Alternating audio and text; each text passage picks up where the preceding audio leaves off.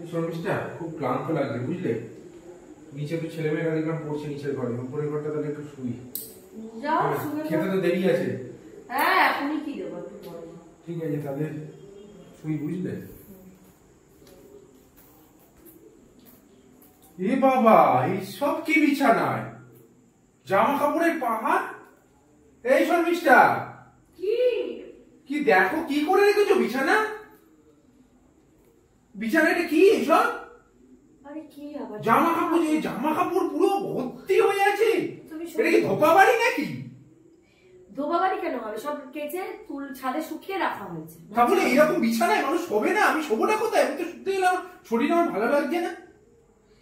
একটু জায়গা আছে শুয়ে পড়ো। জায়গা কোথায়? ওই ওর মধ্যে শোবো? মাটিতে শুয়ে পড়ো। তা মাটিতে মানুষ তো, আমি খাটটা কিনেছি কেন মাটিতে শোয়ার জন্য? কি আশ্চর্য!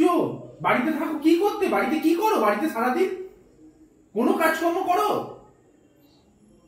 কাছাকাছিটা কি করে? আমি তো করি। তো কাছাকাছি করে কাছাকাছি ওখানেই পড়ে থাকবে? মানে এবার থেকে এইখান থেকে জিনিস যা নিয়ে মানুষ এ করবে আর মানুষ হবে না? এটাকে আলমারি বানিয়ে ফেলো। কোনো কাজকর্ম মনে হয় করো না বাড়িতে থাকলে সারাদিন। আচ্ছা না কথা বলবো? হ্যাঁ বলো। ভেবো না কিন্তু আমি অজুহাত দিচ্ছি। না কি অজুহাত দেবে? তুমি তো সবেতেই অজুহাত একটা কিছু বলবে, বলো কোন অজুহাত শুনি। আচ্ছা তোমার মনে আছে তুমি আমাকে বিয়ে করার সময় কি বলেছিলে? হ্যাঁ কি বলেছিলাম মনে আছে তো আমার, যে বিয়ে করছি, তোমার সব দায়িত্ব আমার, সব তোমার সমস্ত দায়িত্ব আমি নিলাম, তো কি আছে?